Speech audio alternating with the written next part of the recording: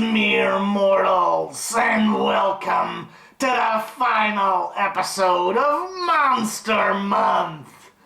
Let's squeeze the life out of October with our last genetic mutant. Meet Coil Crusher. This figure was released in 2004 with all original body parts. Original and stupid body parts, but we'll get to that. First impression, I see we've moved on from the X-Men and have landed at Mr. Freeze for inspiration, looks-wise anyway. Secondly, this guy is freaking buff. You could fit a Volkswagen Beetle on that torso. I actually like the way this body looks. They managed to make him beefy without falling in the trap of making him look like a Rob Liefeld character. The colors and detailing are great too. They make him look vaguely snake-like, and there's a subdued menace there. There is, however, one glaring flaw with this figure. It's the arms. They don't have any articulation at the elbow, and there's no ball joint at the shoulder, so they can only move up and down. Now, there is a reason for this. A freaking stupid reason. You see, the arms are made of a soft, bendable plastic with a metal wire in them. The idea is this allows the figure to grab and squeeze stuff with them. Except it doesn't work. At all. The arm will just bounce back to its original position immediately. The problem is, it's just too short and thick to work. That's what she said. Wait. I mean, did nobody do any quality assurance testing on this friggin' thing? It's a big problem with the figure and a colossal disappointment. It ruins what would have otherwise been a damn impressive toy. Having no elbows also means the guy looks pretty silly holding any kind of gun that isn't a pistol. Which brings me to his accessories. He comes with just a generic rifle that, of course, would make him look pretty stupid if he actually held it. Fortunately, he does come with a better accessory. A big snake that uses the same gimmick as his arms. Only, here it works, since the thing is long and thin enough to actually bend. I think I used a "that's what she said" joke too early. Overall, it's a great looking figure, but those arms, they really screw it up. With that said, let's take a look at the character, starting with the file card. First off, he appears to be an individual, not part of a group of Coil Crushers.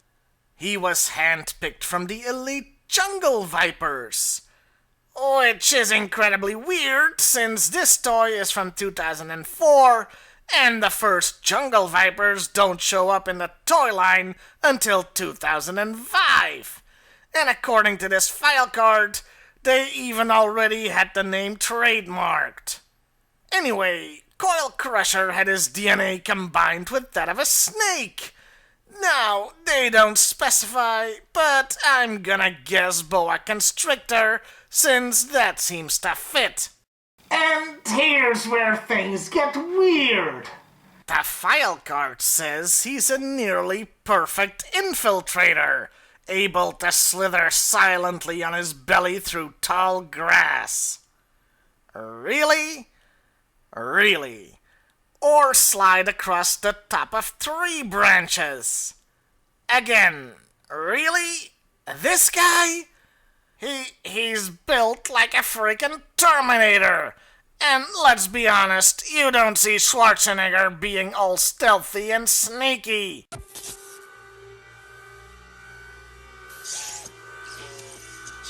That so doesn't count. So, the whole idea behind the character seems to be he sneaks up on you, grabs you, and squeezes the life out of you. Though the name Coil Crusher does seem to suggest he'd wrap his whole body around you like a coil to choke you to death. Yeah, this guy, wrapped around somebody like a snake. I'll leave you with that mental image. I knew this show could be scary. We're skipping the comic section since we don't have much from Image, and we don't even know if he shows up there. Which leaves us with the Valor vs. Venom movie one last time. Coil Crusher appears in it, alright. In fact, two of them do. Yeah, in this cartoon, they screwed up and made him a trooper, not a unique character, so you see more than one. Oh well, at least they do what they're supposed to do, namely stand behind other people and grab them. And that's all they do. Yeah, it's more a cameo than anything else, and they still managed to screw it up by having two of them. And that was Coil Crusher.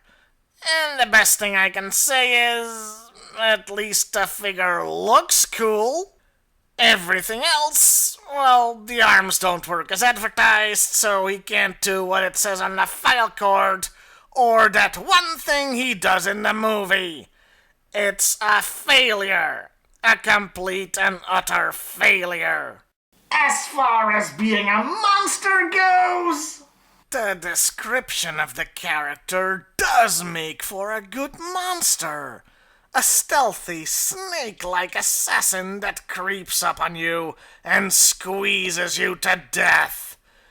But it doesn't fit the look of this guy at all. A wasted opportunity. I'm gonna need like a year to get over this disappointment. I'll see you next October, mere mortals. And What?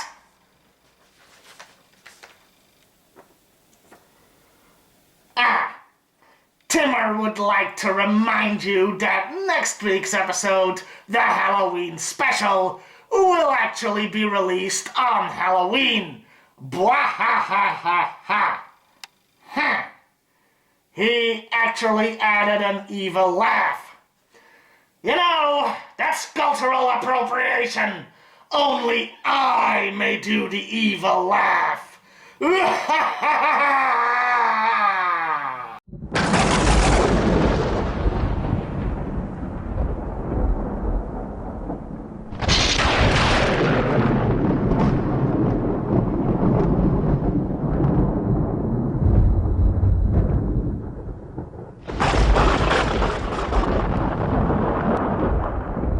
In brightest day and blackest night, no evil shall escape my sight.